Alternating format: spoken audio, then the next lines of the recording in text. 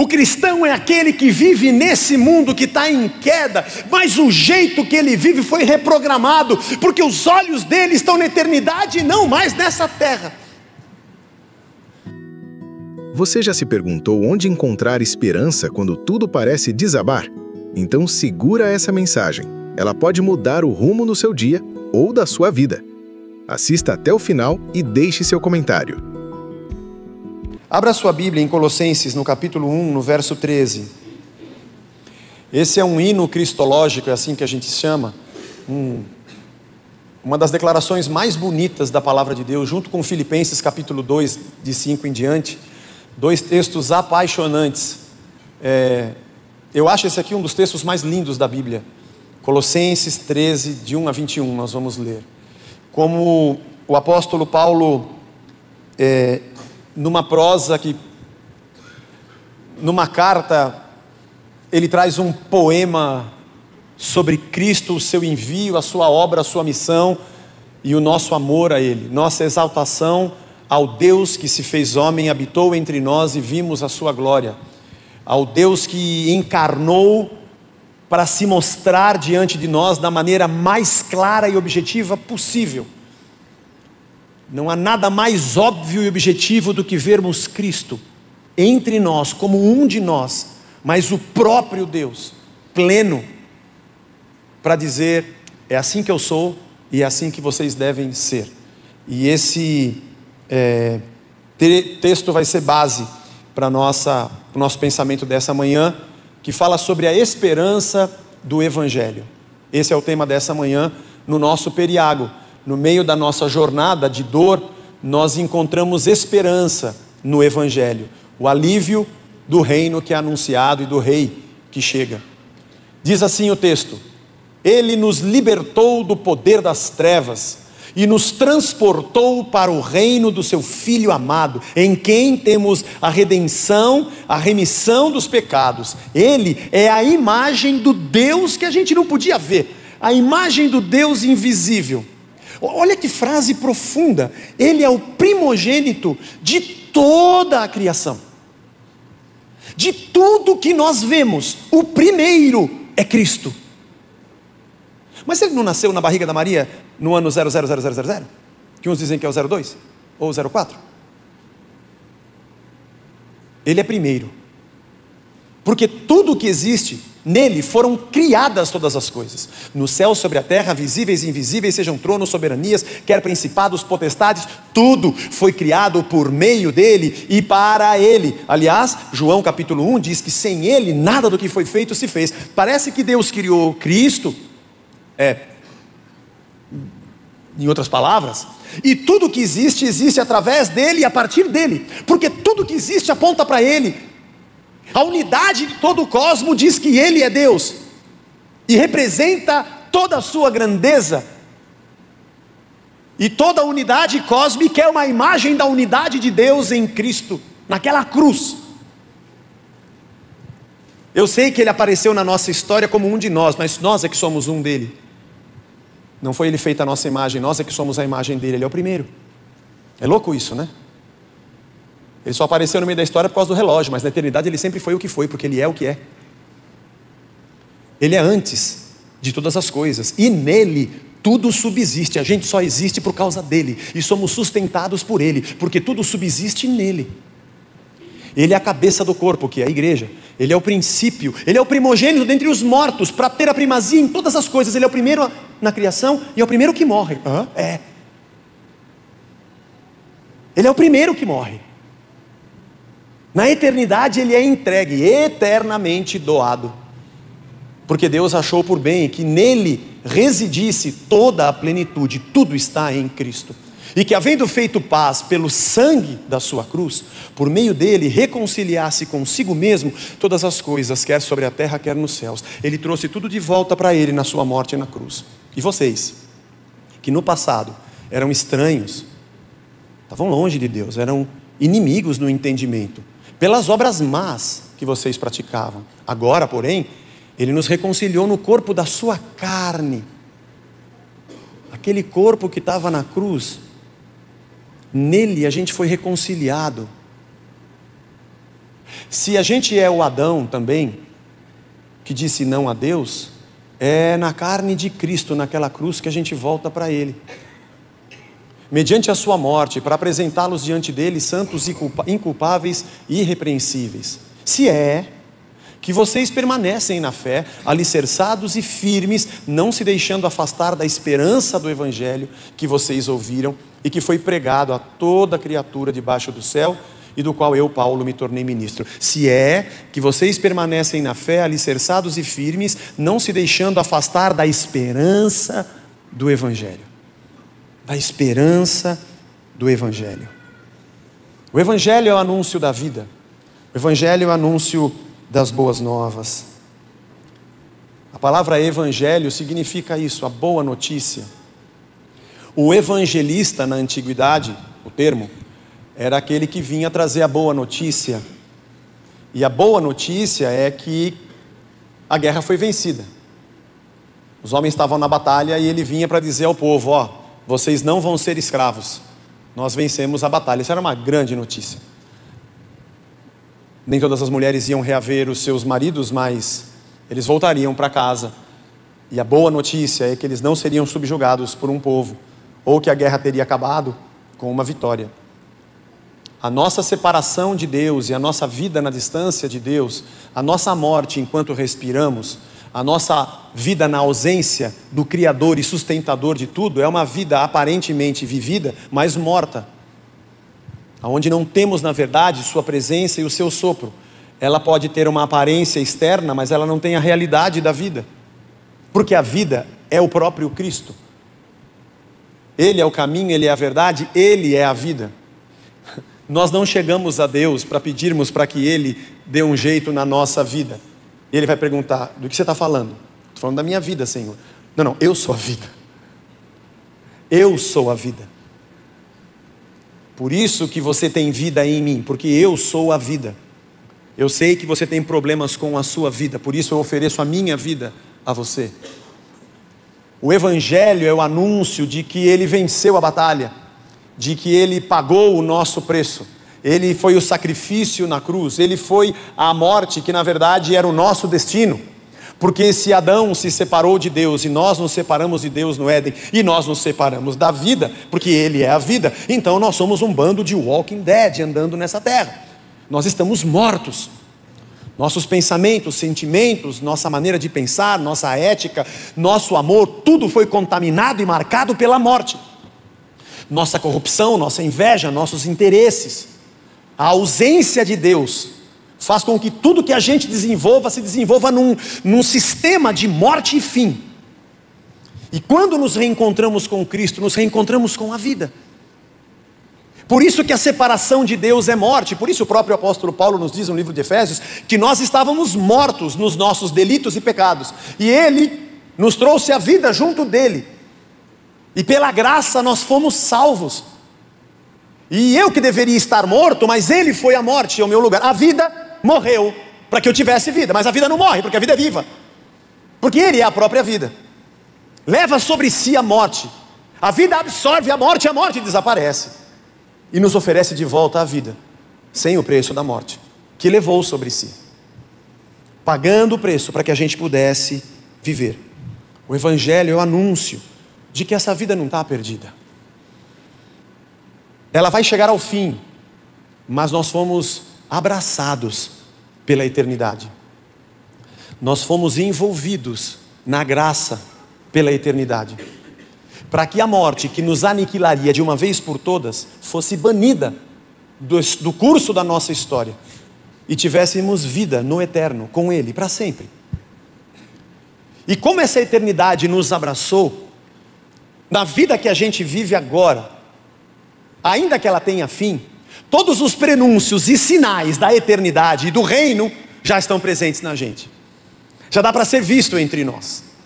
Porque o reino que chega dizendo que a eternidade chegou, que o reino de Deus veio. Um exemplo bem besta, mas o cara vai morar na China, a empresa vai transferi-lo para lá, ele está fazendo um curso de mandarim, Então você vai na casa dele, já tem um monte de coisa escrita em chinês. Ele achou umas baratas lá, já fez uns espetinhos e vai comer. Está criando em casa já uns escorpião e umas aranhas, né? Está fazendo Kung Fu, sei lá. E quando você chega na casa dele, parece que ele já respira aquilo, né?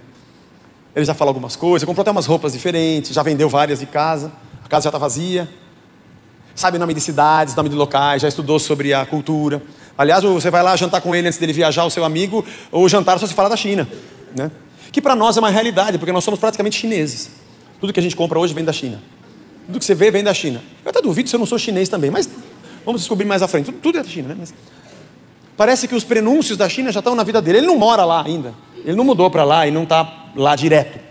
Mas o convite que ele recebeu, o fato de ele estar estudando, vendendo as coisas, a China já abraçou a vida dele.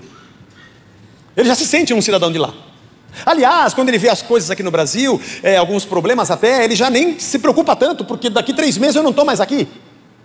Ele nem pode comprar muita coisa a prazo, que ele não vai conseguir pagar. Ou pelo menos quando voltar vai ter problema. Então paga as coisas à vista. Não é verdade? E quando alguém fala, rapaz, você nem sabe, vão colocar não sei o que na nossa rua. Puxa, que bom, agora logo que eu vou embora, ainda bem que isso aqui vai acontecer. Mas ao mesmo tempo ele diz, olha, para o primo, para o irmão, eu arrumei uma casa grande lá, para sempre vocês querem visitar, a gente vai para lá, vai ter lugar para vocês lá. Eu estou indo para lá, mas estou preocupado quero sempre estar voltando aqui, estar com vocês sempre, a gente se vê sempre pela internet, porque isso me abraçou e a minha cabeça agora já gira naquele sentido. O reino de Deus chegou para nós. O rei veio e disse, graça foi dada a todos vocês. E o anúncio do evangelho disse, vocês são cidadãos do céu. Comprei vocês com o meu sangue. O preço foi alto, não porque vocês valiam muito, porque a minha vida valia muito. Mas eu amo vocês. E agora eu digo a vocês que vocês vão ter uma nova experiência de vida. E aí vem o João, tem uma visão do Apocalipse, que as ruas vão ser de ouro, não vai ter congestionamento, essas coisas todas. A Nova Jerusalém desce do céu, diz o texto, e toma a terra.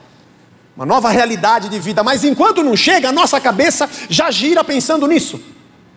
O nosso idioma e as coisas que a gente fala já estão ligados a isso. O nosso pensamento já foi abraçado e envolvido com isso. A cultura e os alimentos já nos tomaram, eu já me sinto cidadão de lá. Eu vejo na internet fotografias, eu quero saber como é que vai ser. Já fiz contato com alguns amigos, até vai ter um jantar de despedida aqui e uma festa de chegada lá. Acho que a seleção joga lá não sei quando, eu vou ver o jogo e de lá dá para ver o campeonato, dá até para torcer no Cartola. Mas olha lá que eu estou, minha vida está lá. É louco isso. Esse é o reino de Deus que nos tomou. Mateus capítulo 3, versos 1 e 2. Naqueles dias apareceu João Batista pregando no deserto da Judéia e dizia, arrependam-se, porque está próximo o reino dos céus. Boas novas para vocês, o rei está chegando. Esse mesmo texto no livro de Lucas, capítulo 3, de 10 a 13, diz que as multidões perguntavam a João, o que é que devemos fazer? Porque o reino está chegando. E ele respondeu, quem tiver 2 túnicas, reparta com quem não tem. Quem tiver comida, faça o mesmo, reparta comida com quem não tem. E também alguns publicanos chegaram para ser batizados. Primeiro foi o povo. O que a gente faz como povo? Reparte comida, reparte suas roupas. Agora você vai entender que é um outro tipo de vida. Aí vieram os publicanos, que eram os religiosos que dominavam o partido político que dominava a administração do templo e a interlocução com Roma. E chegaram para ser batizados e perguntaram a João, o que nós devemos fazer? Ele respondeu, não cobrem mais do que é estipulado. Para de explorar o povo, não é assim que se vive. Que louco! Também os soldados perguntaram, e nós? O que nós devemos fazer? E ele disse, não sejam prepotentes, não façam denúncias falsas e contentem-se com o salário que vocês recebem.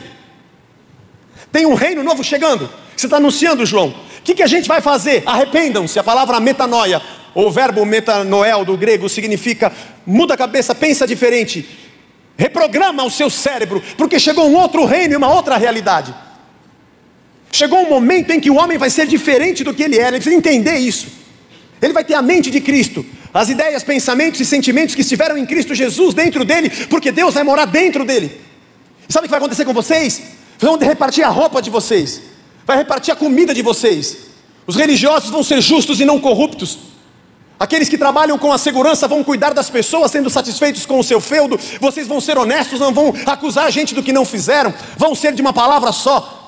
É isso que vai acontecer com vocês. O cristão é aquele que vive nesse mundo que está em queda, mas o jeito que ele vive foi reprogramado, porque os olhos dele estão na eternidade e não mais nessa terra. A esperança do Evangelho é a esperança de que a vida não é isso. Que bom, que bom. Meu Deus, eu não aguentava mais a ideia de que para alguém gostar de mim eu tinha que fazer academia até ficar uma paniquete para ver se alguém gostava de mim. Que bom, meu Deus, que eu não vou ser sugado que nem um bicho e alguém vai arrancar de mim tudo que eu sou, enquanto uma banana é pendurada numa vara para eu correr atrás, e eu sou uma máquina de produzir dinheiro para os outros enquanto eu produzo para mim, até o dia que me aposentar sem saúde para usufruir do que eu não posso. Que bom que não é só isso. Que bom que eu posso olhar pessoas no olho e saber que de verdade elas são quem está ali. Que legal que quando a pessoa falar, o close caption e a tradução vai dizer exatamente o que ela diz, porque ela vai ter uma palavra só. Que bom que as pessoas vão ter sentimentos de verdade. Que legal que os líderes vão trabalhar por nós e não para sugar de nós. Que bom que os religiosos vão ser verdadeiros e não vão manipular pessoas. Imagina o povo, depois de passarem por cativeiros e uma história de muita luta, subjugado pelos romanos, pagando impostos a Roma, tendo que prestar culto ao imperador, em alguns casos, dispersos pela terra, perseguidos, vendo a sua cultura desfeita. A única coisa que sobrou de pé foi o templo, de tudo que eles tinham. E mesmo assim quem administrava colocava sobre eles cargas difíceis de carregar. Olhar para essa vida e falar: essa vida não tem sentido, isso aqui é uma desgraça, que mundo cruel. A gente não tem amigo, não tem com quem se abrir, não tem com quem conversar. A gente trabalha para não ter. Nós somos sugados, nós somos escravos de um sistema. A gente pertence a tutores e feitores que estão acabando com a gente. Nós somos joguete, a gente não tem valor nenhum. Somos brinquedos nas mãos uns dos outros. Eu valho pela noite de sexo que eu posso dar ou pelo dinheiro que eu tenho no meu bolso. Que droga, que porcaria essa vida, que ninguém está nem aí comigo. Eu não estou falando que isso aconteça hoje, tá? Estou dizendo daquela época do Império Romano. Hoje melhorou bastante.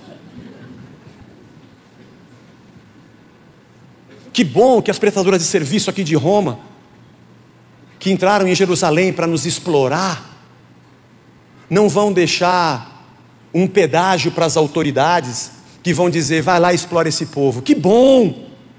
Que bom que quando a gente procurar um órgão competente para dizer que estão nos explorando, ele vai nos defender mesmo e não fazer vista grossa. Aleluia! Que fariseus, saduceus, sabe, os herodianos ou os sicários, todos eles vão ser numa única voz, como partidos e interesses políticos, de fazer o melhor para o povo, e eles mesmos vão se colocar como gente de pé no chão. Aleluia! Isso acontecia no Império Romano, hoje já não acontece mais.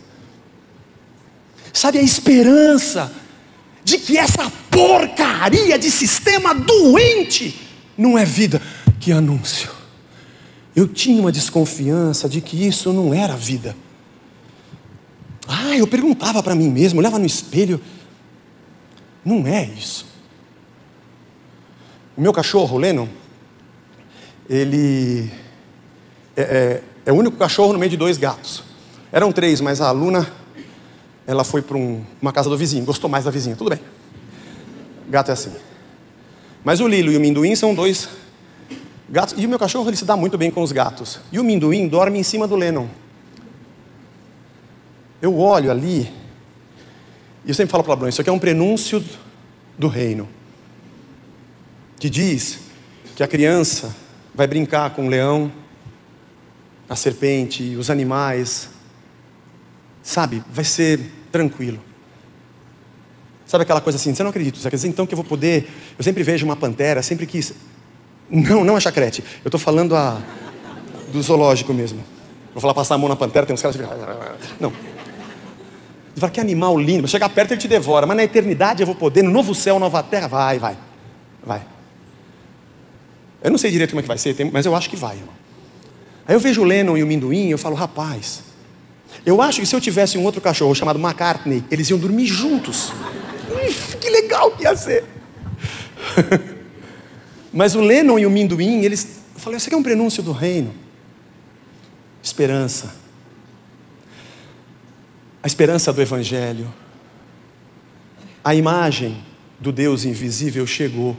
Isso aqui é vida. O primogênito da criação. O primeiro dentre os mortos.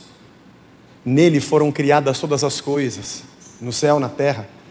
autoridades, principados, potestade, tudo foi feito por Ele e para Ele, porque dele, por Ele e para Ele são todas as coisas, tudo parte dele.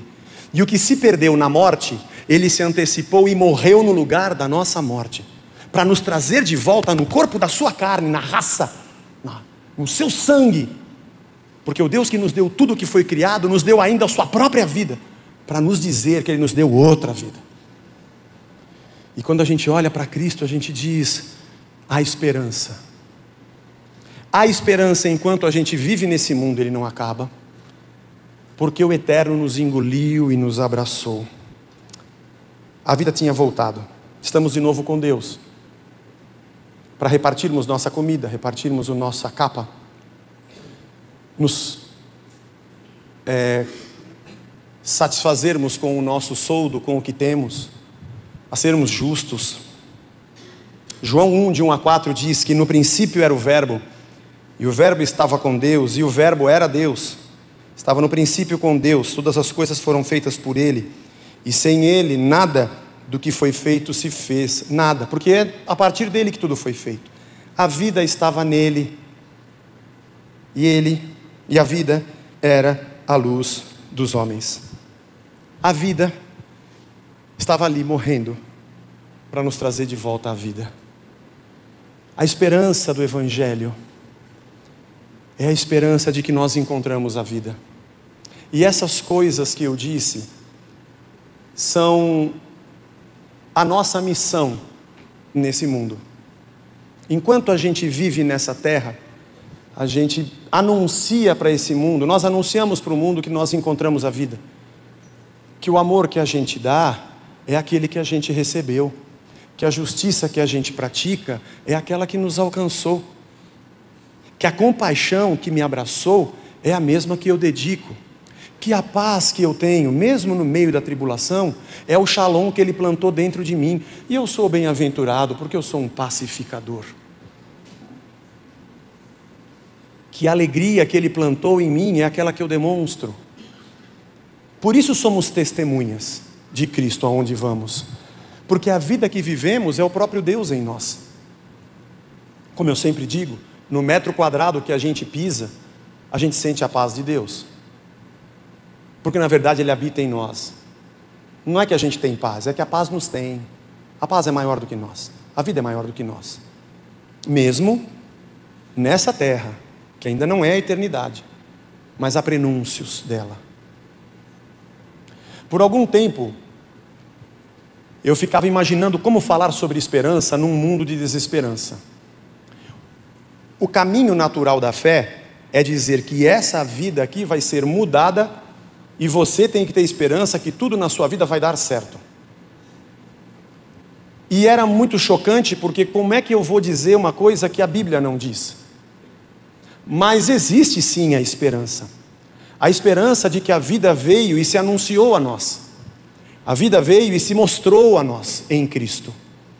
E ela nos abraçou. E de que a vida que habita em nós nos moldou e nos transformou. Aliás, a esperança do reino, a esperança do Evangelho me anuncia que somos igreja, comprada pelo seu sangue. E as epístolas do Novo Testamento e as palavras de Jesus e os seus discursos nos ensinam a ser gente diferente, com outra mente e outro coração, que cria um ambiente onde esse reino, ou o prenúncio dele já pode ser visto. Eu gosto demais quando eu faço um casamento aqui da igreja, já fiz alguns, vamos completar 10 anos, então já acontece de jovens se conhecerem aqui na igreja e se casarem.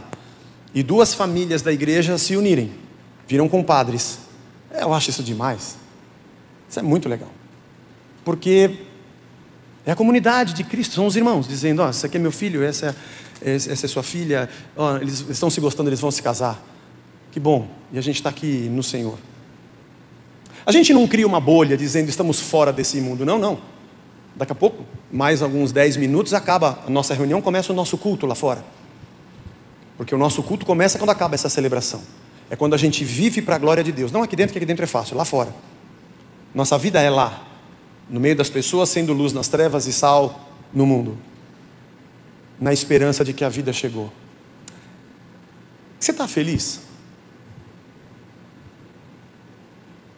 Eu digo assim, o Evangelho trouxe para você esperança? Às vezes isso não acontece porque nós esperamos do Evangelho aquilo que ele não anunciou. Ele anunciou a vinda do Rei, a vinda do reino e a vida futura. A nossa missão nessa terra, a alegria da comunhão, do reino presente e a alegria do reino futuro. Nos imbuiu de uma missão de vivermos e de termos a paz de Deus dentro de nós. Às vezes nós somos frustrados pelas nossas expectativas erradas, mas essa é a manhã para você ser abraçado pela esperança. Olha ao seu redor, um monte de gente aqui que não tinha esperança na vida e conheceu Cristo. Eu não estou dizendo olha ao seu redor porque nessa igreja ninguém vai ter problema, não, isso é mentira. Nós não somos felizes porque não temos problema, somos felizes porque temos Cristo, porque essa vida é um problema. Mas temos a presença de Deus entre nós. Eu tenho um irmão para quem eu posso dar a mão e ele fala, vamos orar junto aqui. Eu tenho a irmã que vem aqui no grupo de mulheres, a gente desabafa junto e ora junto e Deus nos fortalece. E tem aquele que quando eu fiz a cirurgia foram lá no hospital e oraram por mim. E aquele quando eu não tive comida me deram a cesta básica. E quando eu tive eu reparti com outros. Eu encontrei vida no meio dessa morte. A esperança do Evangelho. Porque o Rei Criador, o primogênito dentre os mortos e o primogênito da criação, aonde tudo se sustenta, apareceu e disse, eu sou a vida. Eu estou aqui entre vocês. Que coisa incrível, irmãos.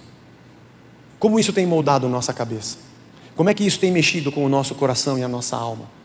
Como é que a gente olha para a eternidade e já prenuncia a vida de Cristo entre nós? Como que a palavra dele tem banhado o nosso pensamento? Como que a comunhão do seu Espírito tem orientado as nossas decisões? Como que a presença dele em nós tem moldado os nossos relacionamentos, a educação dos nossos filhos? Como é que esse reino começa a ser visto? Como eu disse semana passada, o quanto esse anúncio bateu em mim, eu falei, caramba, agora eu sei que a vida chegou. E ela penetrou em mim e foi arrancando de mim quem eu era e não queria ser. O quanto eu fui dizendo, Senhor, molda a minha vida. O quanto de verdade eu posso dizer, eu encontrei Cristo. Durante todos esses anos da igreja, eu tenho tido a preocupação, eu poderia dizer cirúrgica se eu fosse preciso, não sou, mas eu tento, de desconstruir ideias sobre uma espiritualidade vazia, aonde absolutamente Deus não está. Eu tenho tentado tirar a espuma para dizer isso aqui, irmão, é só forfé e papagaiada. Eu tenho tentado, ao longo de todos esses anos, desconstruir algumas ideias. A ponto de muitas pessoas acharem que a gente nem era cristão. Ou que eu tivesse ficado louco. Apesar de que isso é mesmo verdade. Nesse ponto acho que a pessoa acabou acertando. Aliás, se falar que algum de nós é louco, acerta, porque normal é que nós não somos mesmo. Mas eu fico pensando, o problema é que nós só sabemos desenvolver nossa fé quando terceirizamos nossas experiências. A gente não consegue jogar só a água fora da bacia, o bebê vai junto. Joga o neném pela janela, junto com a água. Essa nossa jornada no meio do sofrimento, ela faz a gente se encontrar com o que de verdade é. A alegria que Deus nos dá, da presença do Evangelho, a esperança do Evangelho, descrita por Paulo, se é que a gente permanece nela, ele diz, se é que vocês têm permanecido nela, ela é a razão da gente viver. Ela é a razão da nossa adoração. O Evangelho é a coisa mais poderosa desse mundo. Guarda isso, mesmo que você não concorde, você precisa concordar, porque o Evangelho de Cristo é o poder de Deus. Ele mexe com a nossa cabeça, com nossos sentimentos, ele nos transforma. O Evangelho faz a gente florescer. O Evangelho arranca de nós o que não somos nós. É você olhar e dizer assim, sem o Evangelho eu era o pior eu que poderia existir. O pior Zé que existia é aquele que não conhecia o Evangelho. E foi dolorido quando o Evangelho foi arrancando de mim algumas cascas. E que foram me deparando com a minha verdade e era dolorido arrancar. Sai sangue, machuca e dói. Em parte porque o nosso ego não quer deixar de ser o que éramos. E não queremos ser moldados por ele. Mas o Evangelho veio para nos agredir. Nos tirar do nosso lugar de morte e aparente conforto. Mas a vida de Cristo é linda. Até o dia que a gente partir, vai ser lindo nós continuarmos juntos em comunhão, repartindo nossa vida, repartindo o nosso pão, olhando horizontalmente no olho, sem segundas intenções, amando, procurando uma vida de santificação, porque o amamos, procurando uma vida de novidade, de pensamento, de sentimentos, jogando fora um monte de preconceitos e marcas que a gente carrega, de tudo que aprendemos na vida, para sermos reprogramados pela bondade e pela graça de Deus, e vivermos o Evangelho nesse mundo.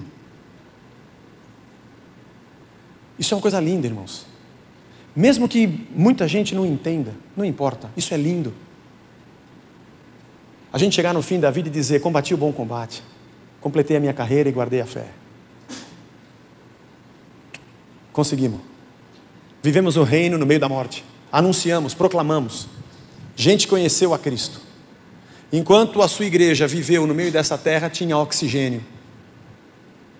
Tem esperança para muitos lares que estão perdidos, para muitas pessoas que estão arrebentadas, desesperadas, abandonadas, rejeitadas, depressivas, como a gente, que às vezes também somos. A esperança, encontramos o reino, a esperança do Evangelho. E eu não sei o que você pensa, mas a gente está aqui nesse domingo, faz a gente ter esperança, porque nós estamos aqui por nada, ninguém é obrigado a estar aqui. A gente está aqui porque o Espírito Santo disse: andem juntos. Tem que fazer isso aqui, vocês topam? Nossa missão, Senhor, é nós. A gente está aqui orando porque a gente quer, porque o Espírito Santo fez algo em nós. Por mais que nós tenhamos decepção com a igreja, com o sistema religioso, chega o domingo, você fala: preciso procurar meus irmãos. Eu não sou dessa terra, eu não sou daqui, eu sou de um outro planeta. Só que a gente vive aquela coisa de: mas eu também sou daqui, eu quero viver aqui, mas eu quero, Deus está bom lá, mas não, irmão, mergulha, fala: eu quero o Evangelho de Cristo, eu quero viver da esperança do Evangelho, eu quero ter o real motivo de se viver, ter encontrado a vida que é Cristo. Vamos de verdade ser cristãos, vamos ser crente mesmo, falar: eu quero mais de Ti, Senhor, mais de Ti, mais da Tua palavra, mais, tinha um hino que a gente cantava, né? Mais do Seu puro e santo amor, mais de Ti mesmo, ó Salvador. Mais de Cristo, mais de Cristo, mais do Seu puro e santo amor, mais de Ti mesmo, ó Salvador. Cantava quando era garoto. Eu nem sabia o que estava cantando, sabe, irmão? Mas pelo menos estava falando uma coisa boa. Hoje eu entendo. A vida é assim, né? A gente lê na Bíblia e faz, nem sabe o que está fazendo. Aí depois a gente olha para trás e fala: estava certo. Porque nós somos crianças de Deus, aprendendo e crescendo. Deus nos abençoe. Pense nisso. Deixe seu coração ser cheio pela esperança do Evangelho. Olha para o Evangelho de uma outra forma. Olha para as Escrituras de uma outra forma. Olha para aquelas palavras escritas em vermelho no Evangelho, são as palavras de Cristo. Vai em cima delas. Ouve, medita, abraça, come, sabe? Mastiga, digere e deixa aquilo entrar em você. Vai ser alegria para a nossa vida ter encontrado o Senhor. Sentiu-se encorajado por esta mensagem? Deixe seu comentário e compartilhe para abençoar outras pessoas. Até a próxima!